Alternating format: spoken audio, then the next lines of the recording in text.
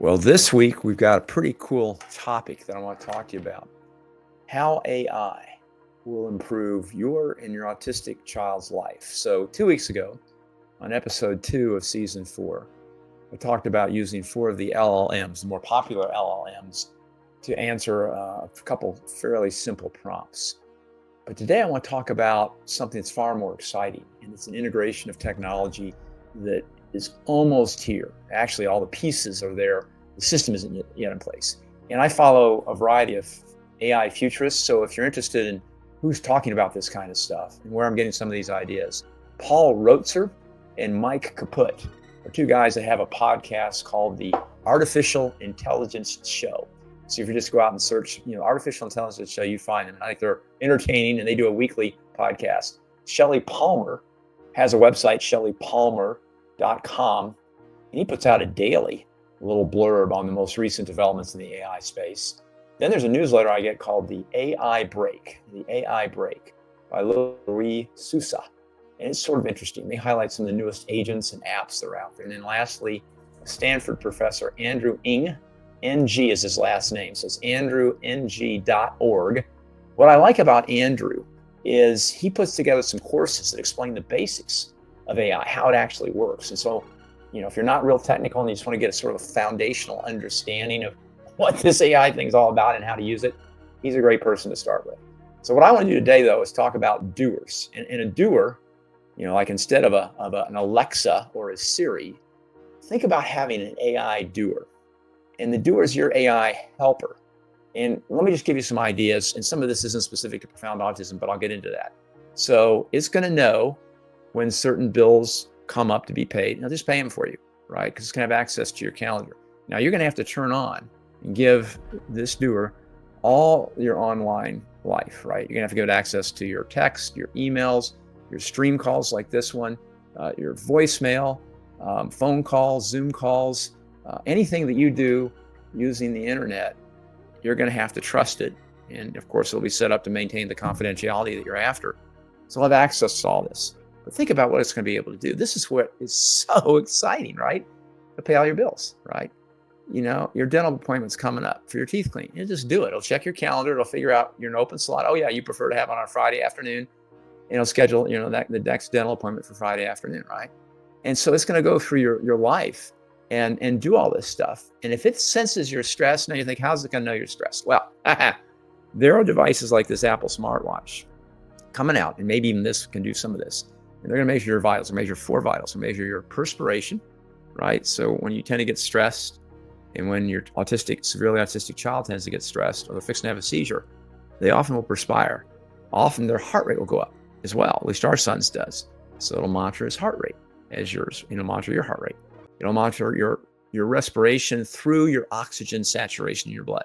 So it'll be able to measure how O2 saturated your blood is. And if you start having a lot of shallow breaths because you're getting nervous or upset or stressed, sometimes that affects the O2 level. So it'll be able to sense that. And then, of course, just blood pressure, right? Your blood pressure going through the roof, you're going to blow a gasket, right? So if you couple the data, the vital statistics that are coming from your wristwatch, and of course, if your profoundly autistic child won't wear this thing like ours, you put it on their ankle, and it works okay on their ankle too. Capture this data, and then it'll integrate it with some of the other things it's going to do. It's going to create some pretty cool stuff. So let me back up. So if it senses that you're having a meltdown, or that you need to sort of take it easy on your computer screen, it might send you a text. It might talk to you if you got the audio activated, and it'll say something like, hey, practice your breathing, right? Do the 4-7-8 breathing methodology, which I listened about on a podcast recently. And the gal was talking about how you breathe in for 4 seconds, you hold it for 7 seconds, and then you breathe out for 8 seconds.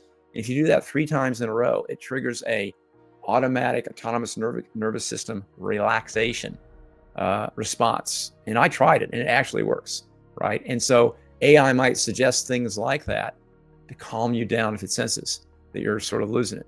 And then for your spouse, it'll do the grocery list. Not only going to do the grocery list, right?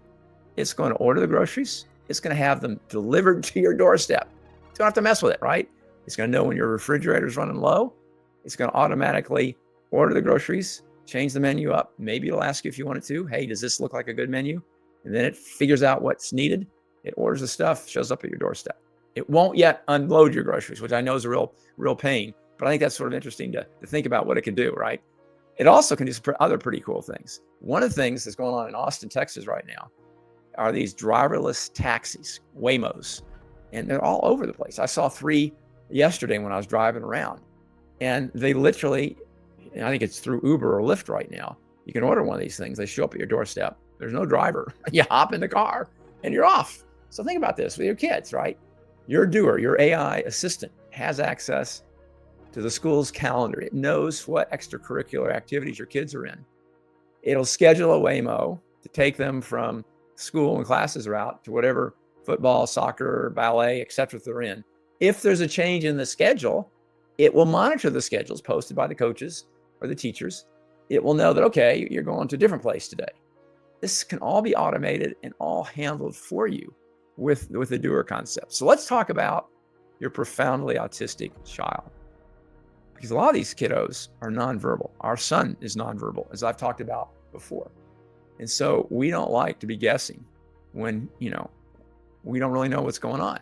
But with a Doer, with AI, there's some pretty cool things that can start to happen. It's going to require, though, the integration of one more thing. And you're going to think this is sci-fi stuff, but it's not.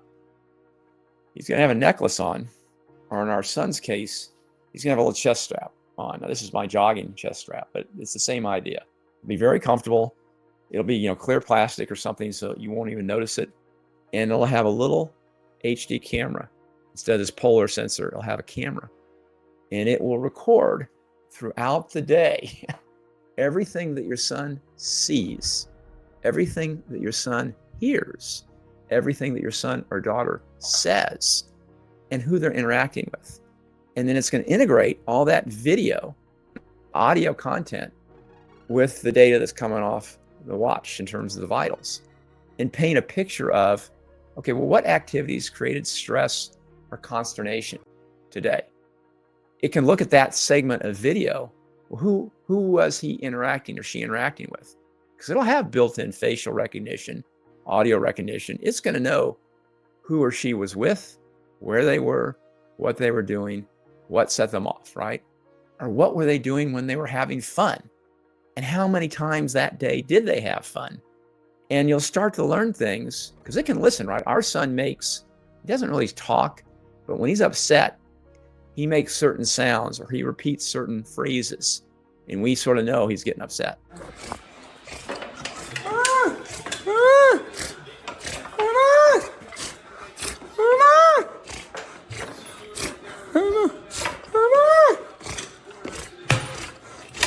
When he's happy, he tends to laugh more or he tends to whistle. And so if you know Michael's whistling, he's having a good day. He's enjoying whatever he's doing. Right, I took it back when I've seen my ankle. I wanted to help, but he's not.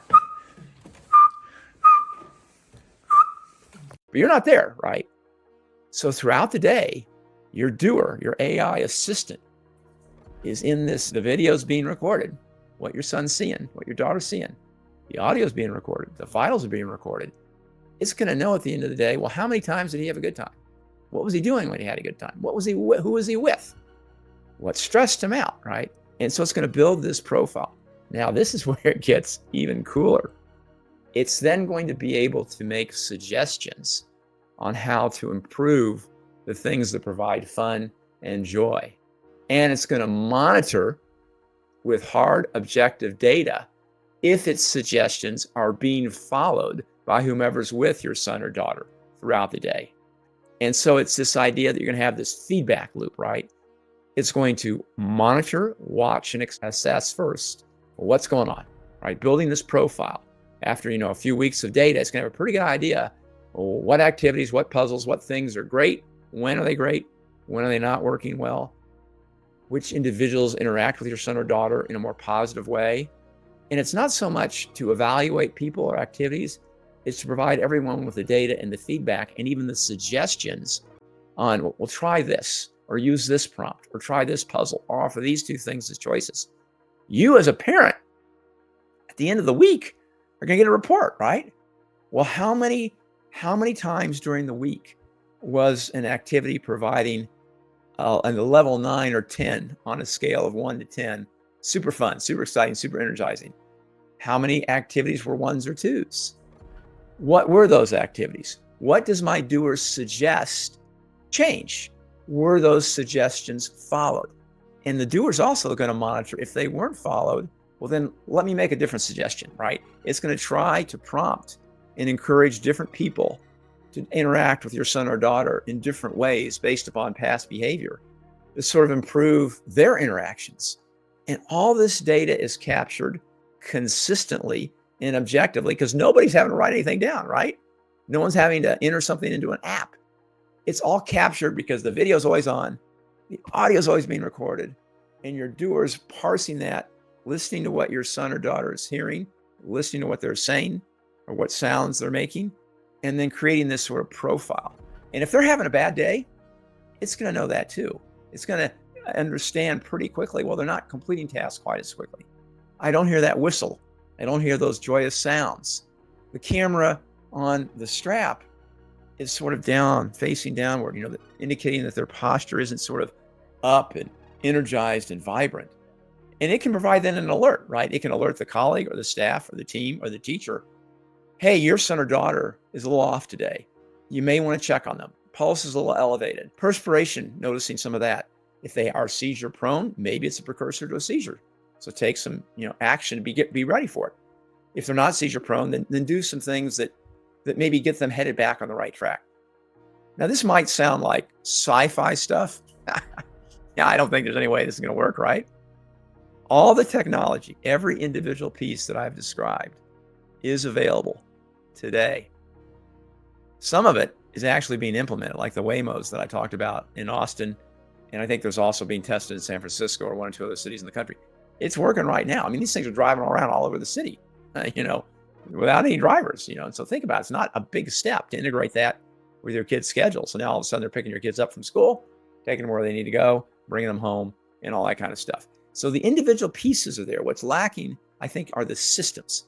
But the dream that we have at Autism Labs and that our sister nonprofit, John 13 has with a day program and a respite program to residential, is to start to integrate some of this technology, to start to test pieces, right? To start to build these systems to see if we can move the needle.